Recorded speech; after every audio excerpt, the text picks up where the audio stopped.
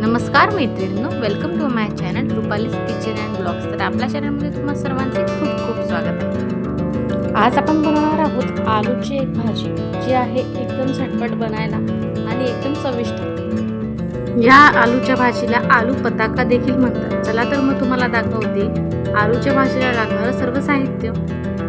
आलू पताकासाठी लागणारं सर्व साहित्य मी तुम्हाला इथे दाखवून दिलेलं आहे। भाजीमध्ये आपल्याला टाकण्यासाठी लागणार आहे एक चटणी। त्यासाठी काय काय साहित्य आहे आता ते मी तुम्हाला दाखवते। त्यामध्ये आपल्याला इथे लागणार आहे मिरच्या, अद्रक, लसूण, कोथिंबीर, लिंबूचा रस, जिरं आणि 2 प्रकारचे मीठ। आणि आपल्याला यांना मिक्सरला बारीक करून घ्यायचं आहे। चला तर मग आता सुरुवात करूया आलूच्या भाजीला। इथे मी कढाई गरम होण्यासाठी ठेवली होती। तर आता कढाई गरम झाली आहे। आपण यामध्ये टाकून घेतलेलं आहे तेल। इथे मी 1.5 ते 2 चमचे तेल यामध्ये अंदाजे टाकून घेतलेलं आहे। आता याला गरम होण्याची वाट बघूया आणि त्यानंतर आपण यामध्ये जिरं आणि मोहरी टाकून घेऊया।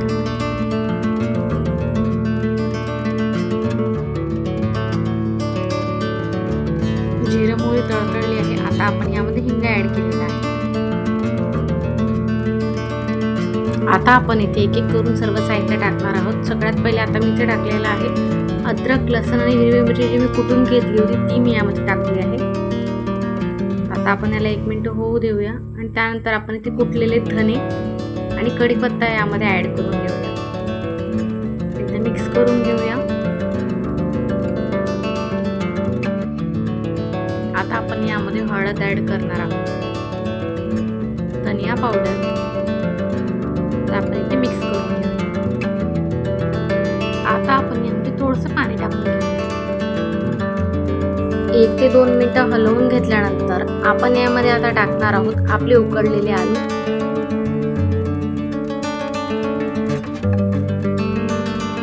आता आपण यांना मिक्स करून घेऊया।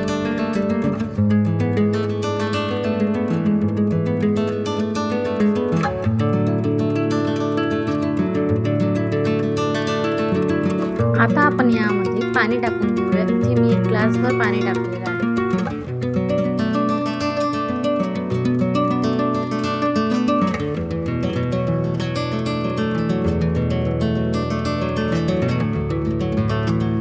आपल्याला यामध्ये चवीपुरता मीठ टाकून घ्यायचं आहे। आता आपण ते उकळण्यासाठी आपल्या भाजीला ठेवणार आहोत। इथे आपल्याला 7 ते 8 मिनिटं आपल्या भाजीला उकळू द्यायचं आहे।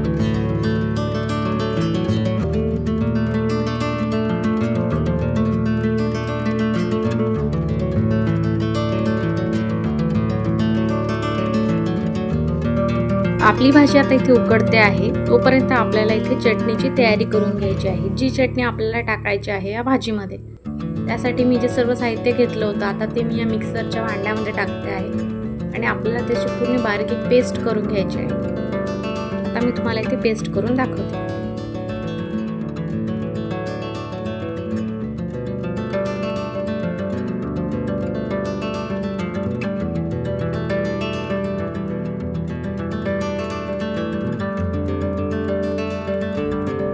तर आता इथे आपली ग्रीन चटणी बनवून रेडी झालेली आहे। आता आपण या भाजीमध्ये याला ॲड करणार आहोत।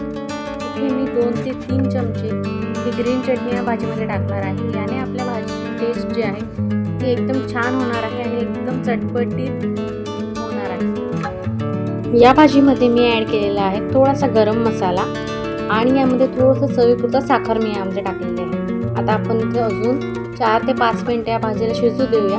त्यानंतर मी तुम्हाला प्लेटिंग करून दाखवते। आपली आलूची चटपटीत भाजी इथे बनवून रेडी आहे। अशा प्रकारे मी इथे केलेली आहे प्लेटिंग। आपली आलूची भाजी तुम्ही पावसोबत आणि पोळीसोबत देखील खाऊ शकता।